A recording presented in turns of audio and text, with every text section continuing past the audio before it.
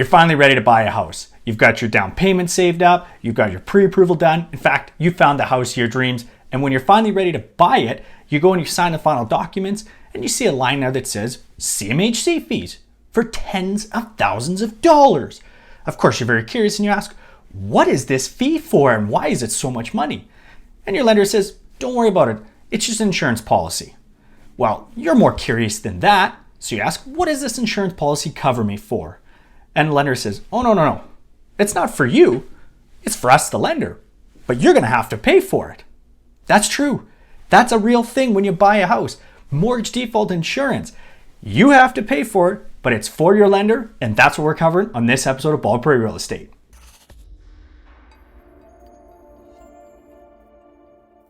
Hey guys, welcome back to Bald Prairie Real Estate. My name is Matthew Pfeiffer. I'm a real estate agent in Regina, Saskatchewan. But I'd like to be known as your favorite real estate agent on YouTube. So if you like educational real estate content like this, go ahead, hit the subscribe button right now.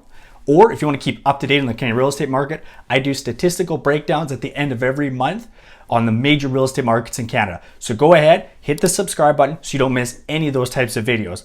But more importantly, you don't want to miss my bad dad jokes. And this one comes from a viewer, Michael. He says, how much does a chimney cost? Nothing. It's on the house. This episode of Bald Prairie Real Estate is all about mortgage default insurance, often referred to as CMHC fees. So we're going to go over what is the role of CMHC, what exactly is mortgage default insurance, do you even need mortgage default insurance, and what is it going to cover if you ever have to actually use that insurance, and then most importantly, for you, the first-time homebuyer, how does this impact your ability to buy your first house? What is CMHC and what's their role in the Canadian real estate market? Well, if the term CMHC seems a little confusing, that's okay. I've got an entire video right here dedicated to teaching you how to speak like a real estate agent and learn all about real estate terminology we use. But CMHC stands for Canadian Mortgage and Housing Corporation. They were founded in 1946 with the mandate to allow Canadians to access affordable housing. Whether they've achieved that or not, I'll let you guys decide, especially with how much real estate prices have gone up in Canada recently, but that is their mandate. You can check it out on the website. They do fantastic data analysis and they do forecasts for the Canadian real estate market. You can check out the one where they talk about an 18% decline in house prices right here. Now, the other thing they do is provide mortgage default insurance. So I talked about that. If you have less than 20% down, you have to have an insured mortgage in Canada. That's a requirement by law. CMHC is not the only provider of default insurance though. They have two competitors, Canada Guarantee and Genworth. Both of those combined actually have a larger market share than CMHC does. CMHC is just the name that gets thrown out an awful lot because they're a government corporation, but also they have the largest single market share. Now, that default insurance is for your lender. It's not for you, but you are gonna pay for it. What happens is if you have that high ratio mortgage, less than 20% down, there is a fee attached to that, and those insurance premiums are attached on top of your mortgage. So they're added to your mortgage. When you start day one, it's added on top of that. The insurance policy is there so that if you were to default on your mortgage, meaning you stop paying it or you're unable to pay it and your house was foreclosed on, repossessed, then any losses that lender incurred will be covered by that insurance policy. The idea is with that mortgage default insurance in place, the lenders will be more likely to lend or more lenient in their lending practices to allow those high ratio buyers to get in with those smaller down payments. Now, I've seen in the comments people call these buyers unqualified, junk mortgages, subprime, different terms like that. That's 100% incorrect. These buyers have to meet all the same qualification standards as any other conventional buyer. In fact, sometimes they're held to a higher standard. They just have a smaller down payment. So they are definitely as qualified or more qualified than any other borrower buyer. And if you're a first-time home buyer that's got less than 20% down, that's okay. That's what that mortgage insurance policy is in place to allow you to be able to purchase that home without having that 20% down payment. Do you need mortgage default insurance? Well, if you have less than 20% down, the question is yes, you have to have it. It's a requirement in law. Now, are there some advantages and disadvantages to this? Yeah, actually there are. The advantage to having mortgage default insurance is kind of twofold.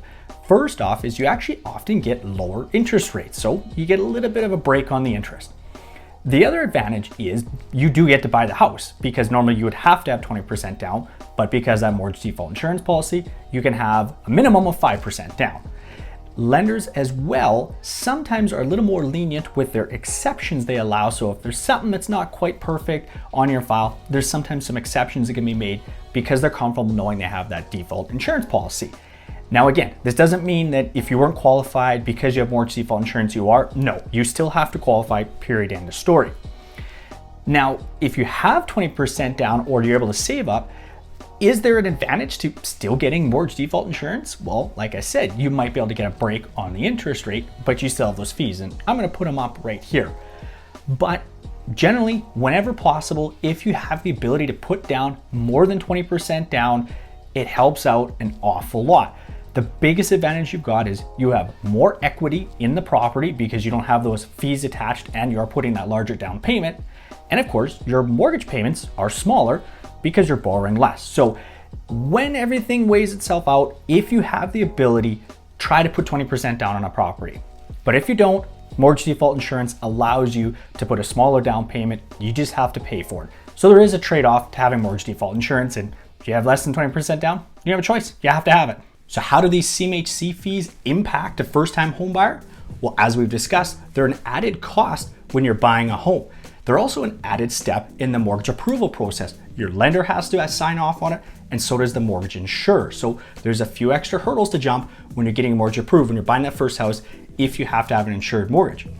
And those insurance fees can be very hefty. If you're putting 5% down on a house in Canada, which is the minimum, your CMHC fees are 4%, meaning the day you walk into that house, you only own 1% of it. Means you're potentially in a position where you have very little or no equity in that home if you have to sell it in a relatively short period of time. You might be in a position where you're in a negative equity situation, you have to write a check to sell your house. So you don't want to be in that position.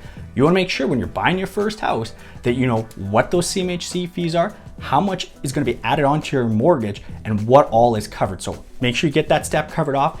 Ask your lender or your mortgage broker, hey, what are my CMHC fees? What are they gonna cost me? What is my mortgage at on day one? That's very important.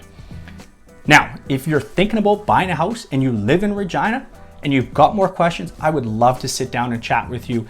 Go ahead, hit me up. I've got my contact information below. You can send me a quick email or text message or phone call. I'd be happy to sit down and go through that whole process of buying with you in person. If you don't live in Regina, but you want to meet a good real estate agent, I know fantastic real estate agents across this country, and I'd be happy to put you in touch with them. So again, go ahead, hit me up. I've got my information below. Speaking of buying, if you're a first-time home buyer, you probably got more questions. Well, guess what? Boom, right here. That's my first-time home buyer playlist. It's going to cover every single question first-time home buyers have. But maybe you just want to know where the real estate market's at. This guy right here, my most recent market update. It's gonna get you up to speed on where the Canadian real estate market is at right now. That's it. That's CMHC fees in a nutshell. Thanks for watching, guys.